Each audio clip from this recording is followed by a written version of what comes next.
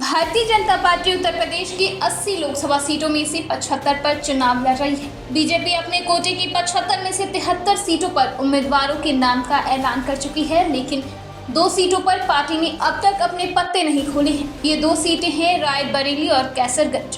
कांग्रेस और गांधी परिवार का गढ़ रहे रायबरेली से 2019 में सोनिया गांधी जीतकर संसद पहुंची थी, जबकि कैसरगंज से बीजेपी के टिकट पर ब्रजभूषण शरण सिंह लगातार तीसरी बार कमल खिलाने में सफल रहे थे। एक हारी और एक जीती। 2 सीटों से बीजेपी उम्मीदवार को लेकर अभी सस्पेंस है। इन दोनों ही सीटों पर 5वें चरण में 20 मई को मतदान होना है। कैसरगंज सीट से उम्मीदवार के ऐलान में हो रही देरी को लेकर अब ब्रजभूषण का भी बयान आया है।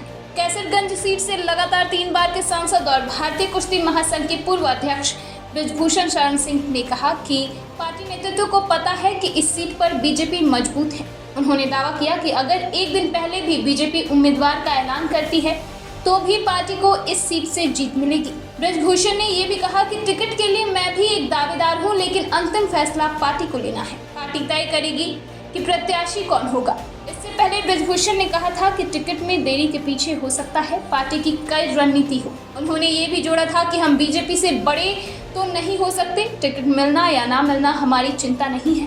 गौरतलब है कि अलग अलग सीटों से 6 बार सांसद रह चुके ब्रजभूषण टिकट के ऐलान में देरी के बावजूद इलाके में एक्टिव हैं। ब्रजभूषण का टिकट कटने के कयास भी हैं, लेकिन साथ ही चर्चा ये भी है कि अगर ऐसा हुआ तब भी बीजेपी उनके परिवार के ही किसी सदस्य को मैदान में उतार सकती है। बीजेपी से टिकट की रेस में उनके बेटे और पत्नी के नाम भी शामिल बताए जा रहे हैं। ऐसा पहली बार है जब ब्रजभूषण को टिकट के लिए इतना लंबा इंतजार करना पड़ रहा है। बीजेपी अब तक 400 से अधिक उम्मीदवारों के नाम का ऐलान कर चुकी है, लेकिन कैसरगंज सीट से कोई नाम फाइनल नहीं हो सका है। ब्यूरो रिपोर्ट, दिल्ली समाचार।